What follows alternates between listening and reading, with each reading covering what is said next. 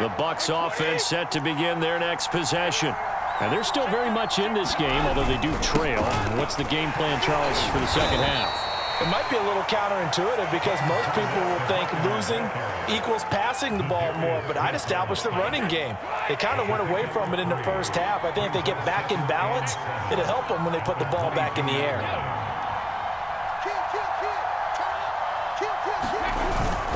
Fournette once more on second down.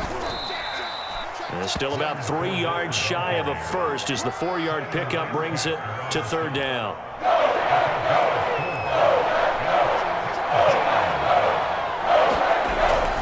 They'll try and run for it with Fournette.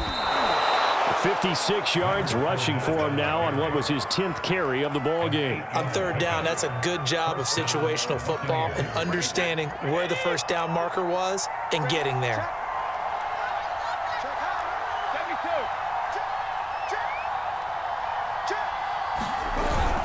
Fournette, a first down carry. He'll get a nice chunk there on the first down run, and it's 2nd and 4. Now, Brandon, that's the way you want to run the football. There should almost be quote bubbles above the offense right now. Bam, boom, biff. That's how they feel good about moving the football. Now Leonard Fournette. And he'll push this forward only to about the 42-yard line. And they got half of what he needed there, 2 yards, and it'll bring up a 3rd and 2 more.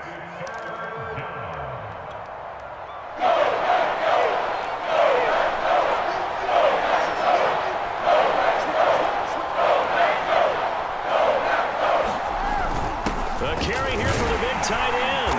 And he's got the first down yardage as he brings this up to the 47.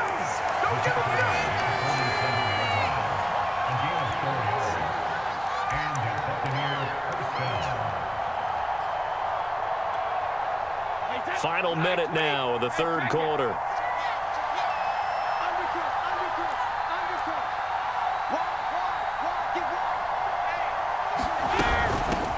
Now a first carry for Giovanni Bernard.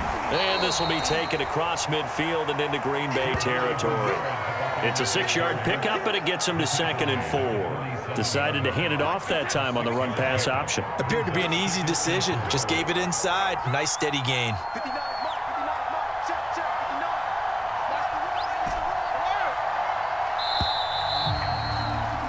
And they're not going to get to the line to run another play. So we will switch ends as the third quarter has come to a close. You are watching the NFL on EA Sports.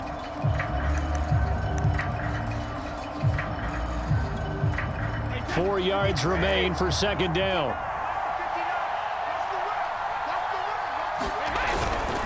They'll run with Fournette. And this time he's able to take it down to the 42. And there we saw one of the downsides of blitzing during a rundown, because sometimes you get out of your gaps. You don't fit the run quite as well because you're headed towards the ball carrier with abandon.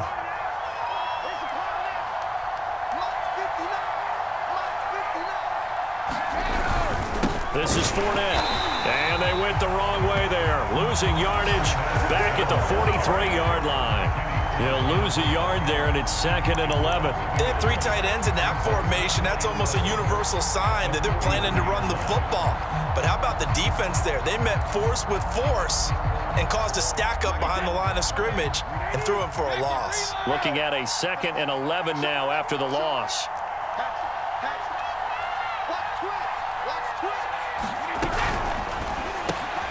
And that'll be caught by Darden. Never make the mistake that the slot receivers, especially the little guys like we're watching here, are just quicker than fast. A lot of them combine quickness and speed, and they catch a lot of footballs, as we just saw there. Already a pair of third down conversions for them on this drive, but right now they need 5 yards on this third down try.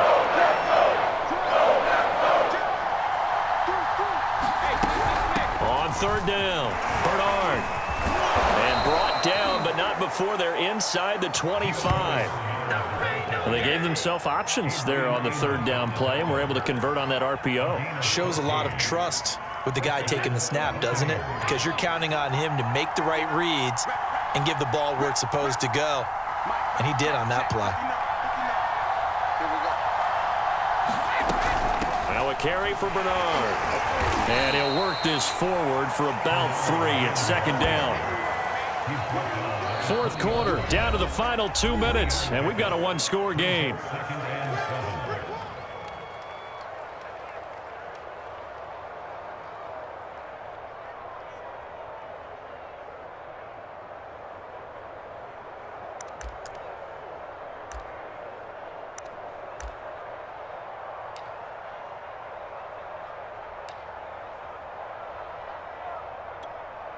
So it's Buccaneer football as we welcome you back. They come up on a second down now in a game that looks like it's going to go down to the wire. A shotgun give to Fournette. And still about 3 yards shy of a first as the 4-yard pickup brings it to third down. I like it. I like the call. Still an opportunity to run the football and chew up a little more time off the clock.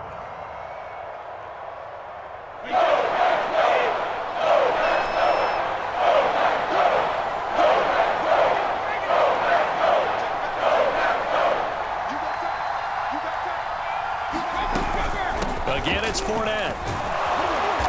And he's able to pick up the first down before he's tackled right at the 10. 79 yards rushing for him now as he's carried it 16 times.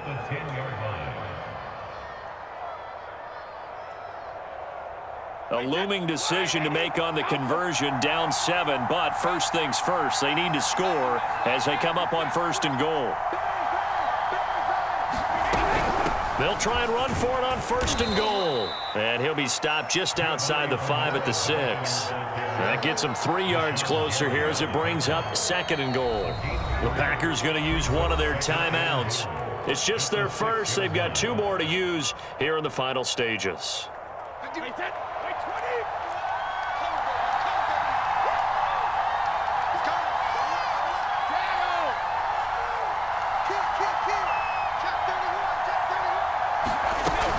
They'll run again with Bernard.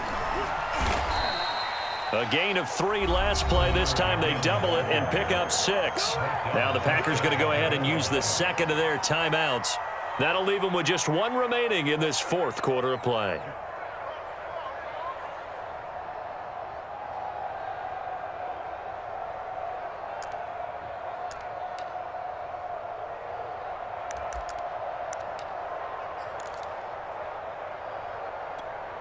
What a stand this would be if they can get the stop here, third and goal.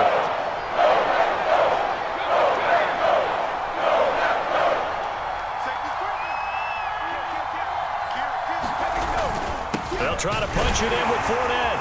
And Fournette trying to power his way forward, but I don't think he got there. Now the Packers going to burn their third and final timeout. That'll be their third and final stoppage here as we step aside. Down 7, and they've got to go for it here on fourth down. On the ground with a tight end. And yes, he's into the end zone. So they get the late score they needed. And now the extra point can tie this thing up in the final minute. And while it appears the heavy lifting was accomplished by scoring the touchdown, they're still down 1. That extra point is not a gimme.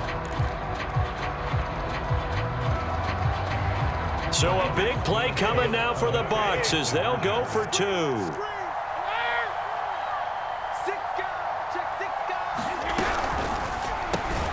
that's caught at the 2. And he'll get into the end zone as the 2-point conversion is successful.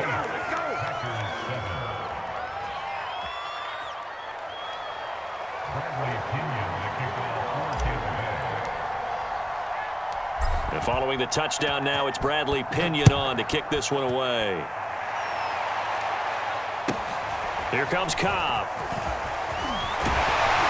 And they're going to start this drive in pretty good shape up past the 30.